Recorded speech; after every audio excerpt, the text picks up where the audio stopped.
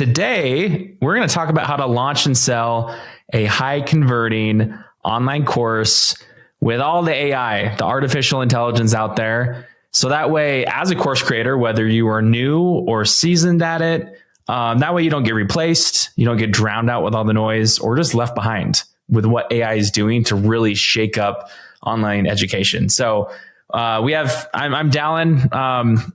I'm the founder of Content Supply. We have Kate, our creative director, Kelsey, our course director here. And so let's jump into this topic and first talk about, why does this matter? Why are we looking at AI? How is it changing how we learn, teach, create? Do you guys have any hot takes on what this looks like for how AI is impacting course creators? Yeah, I think AI is making people feel like there's no need for course creation anymore. And in some ways, there's a lot less of a need. I can see why people think that. But I will say, what it comes down to at the end of the day, one of the biggest things is people like organized information, and people like information from people they can trust.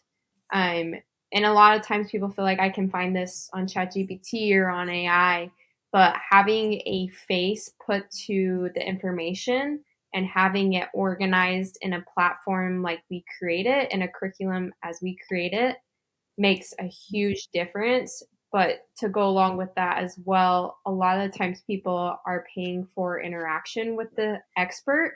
Ooh, that's a good word. Yeah. And so that's why coaching always is paired really nicely. And that is not something you can get from AI. Yeah, for sure. Well, one thing to add to that too is the idea that, we're talking about this before, where you can ChatGPT search almost anything you can think of, any question you have. You can go in. We even drafted the outline to what we're going to talk about with ChatGPT, right? Because it organizes information and ideas. However, I would even say it lacks the human interaction, but also the human storytelling. I think people learn from stories of what has worked and what hasn't. Look at history, right? You think we learn better from history because there's a series of stories, both good and bad, around how to do something correctly, how to not do it correctly. And so, to your point, Kelsey, yeah, people, the more people get inundated with like AI related information, whether it's an AI spokesperson or an AI search, yes, it may be helpful to an extent, but there's still a gap of execution or implementation of information that ChatGPT can't do for you fully. And that's where having a coach, having that interaction, having someone to help guide you each step of the way. And there's a big element of like still thought leadership, and wanting to learn from someone you can fully trust to know that they'll guide you from point A to Z. And so why AI, it's important to understand AI and why it matters, because there's going to be even more competition. So many people are going to create spammy AI driven courses that may sell a lot. But the more that happens, kind of like just content creation in general, I think more people are going to crave learning direct from a human, because there's going to be plenty of signs for them to know that this is AI or this is human. And I prefer human. I think that there's, I think the term is a pendulum swing. Is that the correct word? Where I think with the new creation of AI and how accessible it is for people, where a lot of people are just relying so heavily on that, but we're going to see a change here shortly where they recognize the human possibilities aren't there. And so they're going to come back more to the middle where we still use AI, but probably not as much, or it's going to change the way we, more than anything, the way we structure things or the way we learn things. But in the end, human interaction is always going to be the most important in some sense. So I do think that there's going to be a little swing back here in a bit. Yeah, I agree, Kelsey. I feel like a lot of people use ChatGPT and it kind of makes you feel like you have unlimited information, because you can really search and get good quality information on anything, but that does not compare to people's lived experiences. And if I was really trying to learn a new skill, yes, you can learn a variety of different skills. Like there's a huge variety, obviously, of information in ChatGPT, but that's never going to beat out someone's expertise in one certain industry or one certain skill, and getting to hear about their lived experience and not just what the information, or not just a summary of the information that's on the internet. Yeah. I just thought of this random example. So the Mona Lisa, right? Famous painting, done by Da Vinci, right? And imagine learning an online course or masterclass direct from Leonardo da Vinci on how to paint the Mona Lisa. As much as you know, that painting, I think is, it's super famous. I've seen it in real life. And you show up and you're like, oh, that's it. It's just a little tiny painting on a massive wall. I think it's a little overrated, but you can respect the fame, and the artistry behind it. And this applies to any form of art or expertise. Where would you rather learn from Da Vinci himself, the human, or go and ChatGPT and be like, hey, give me a step-by-step process for how to recreate the Mona Lisa with the same exact paints? I mean, I'm sure it will tell you and give you a framework. But will the result or the experience you have around it, the interaction, be the same? And I say that, and then all of a sudden people are going to go and do like some kind of CG video of a lookalike Da Vinci, and create a course that's like, wow, Da Vinci brought back from the dead, and he's teaching you. But yeah, and with that too, I would say, there definitely are threats, with AI when it comes to course creation. It definitely becomes a roadblock for people who want to get into online education. But, if you go look at the stats, the online education industry is one of the biggest and booming industries, online, especially. And we see that with a lot of like bigger startups or just maybe solo course creators.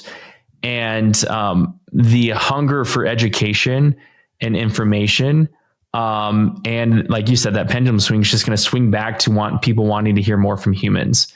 And so it's definitely a short-term threat, more so from a mindset block for people, where they're going to be like, well, people can find that in AI, so I'm not going to create that course, or I'm not going to, serve this group of people. But yeah, no, I find it interesting. And if anything, it's worth the try. Test your course idea, give it a shot, and if people are going to be like, hey, I learned that from AI, I'm like, cool, on to the next, or maybe I'll adjust my idea and try again. So yeah, to hit on what's still working and what will keep working. I do think we hit on some of these items like human connection, original thinking, trust building content for sure. Kelsey, you hit on having a structured or even well-produced high value course with a clear outcome. Definitely the structure. Some other notes here, personal brand, huge. Like the personal brand that speaks all about the human side, right, of branding, and not just the brand, what a faceless brand. Pre-sales, validation, storytelling, all going to be very important. But let's hit on this next part, how to build a modern course that stands out and sells.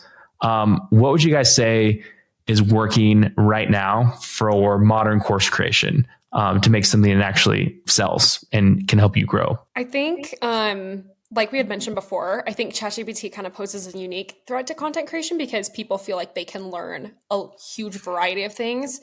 But what I have seen recently work well with courses is with things that are either super specialized or with things that are a little bit more hands-on, like that are harder to learn reading off of a website and way more easily learned visually.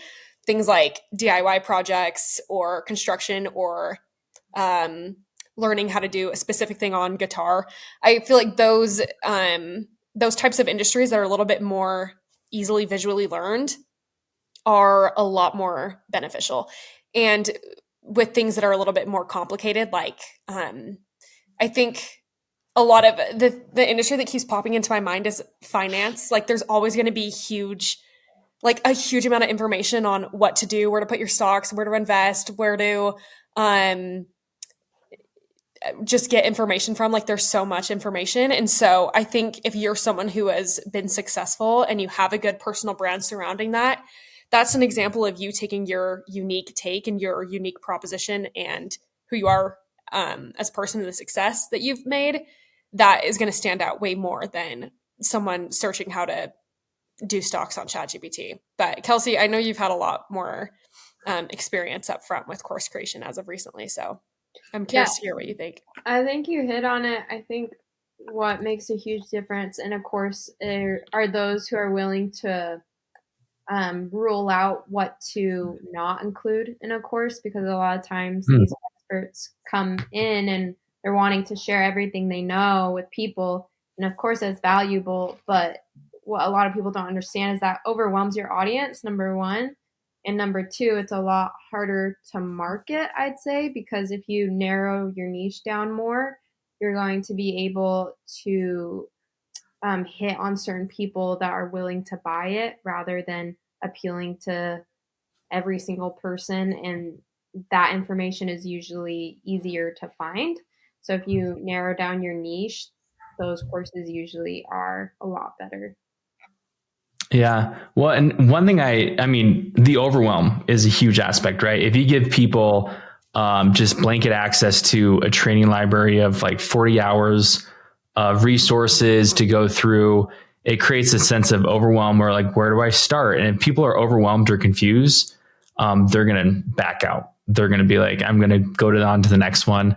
And I think there's an aspect too, where I think a lot of new course creators get so eager and enthusiastic about having the perfect curriculum and the information they're going to teach, being like, I know this is valuable to me, so it's got to be valuable to someone else. But that may not be the case, where you should focus more on how you craft an irresistible offer around your course versus the curriculum and putting more focus there. And when we say the offer, it's like when someone buys this online course of yours, what is everything they're going to get? Of course, like what are the benefits? What's the one transformation to focus on? What problems is it solving for them?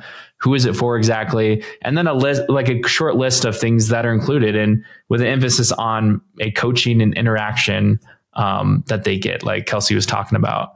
And then the other thing I want to hit on too was like there's definitely an aspect of AI is like, definitely use AI in your course creation process, but don't have it be like a co-pilot to the process, like a partner in collaboration, but not a replacement of you and the human. So, and we use it a lot for our content production, even script writing at times, if it makes sense, in our systems. But yeah, people are going to tell. So double down on like the modern course are the ones that are very niche down. If anything, I would even recommend exploring a mini course. A mini course is something that's 60 minutes or less. It gives one quick win or transformation, really clear messaging, and you don't overwhelm the audience because we're all busy people at the end of the day. And the thought of going through a whole like semester worth of information is like super off-putting for me. I'm not interested. I've even given up on listening to most long-form podcasts anymore, just because it's such a time commitment. And course creation rates of completion are really low too. Oh, true. Yeah. Yeah. It's good to keep them shorter rather than putting all your effort into something people aren't even going to finish watching. Yeah. So if you give it 60 minutes, it may be a lower ticket price, then they're going to complete it and get the win. And then they're going to come back to you if you have another mini course on another win. And so it can be a whole library of mini courses, trainings, but something to consider. And it gets their foot in the door, your students and customers. So yeah, well, with that, we're framing this around the fact that course creation is not going to go away. If anything, if you have been thinking about it for months or years as to whether you should launch your own online course, you should, because there's room for everyone. You can have a piece of the pie that exists for the education. And we're here to help. You can go to course.co to learn more about what we offer with done for you course creation solutions, where we definitely focus on human-led interaction, and making a strategy first, because it's done for you service done by humans. It's not automated, any of that. And we help you turn your unique expertise and stories into a premium product. And we have plans that work for everyone, what you're looking to get done. And Kelsey is here as the main strategist and expert behind helping our clients be successful. And she guides the process with and for you. That's right. I'm excited to get started. Yeah. So again, go to course.co. That's the website, our platform. And if you want to build a course the right way, you can, of course, AI search it if you want to, and you'll probably get some nice tips. But if you want it done right and get it fully completed, then check us out. Go to course.co. All right. Hey, thanks, Kate and Kelsey, for joining. And we'll see you guys next time.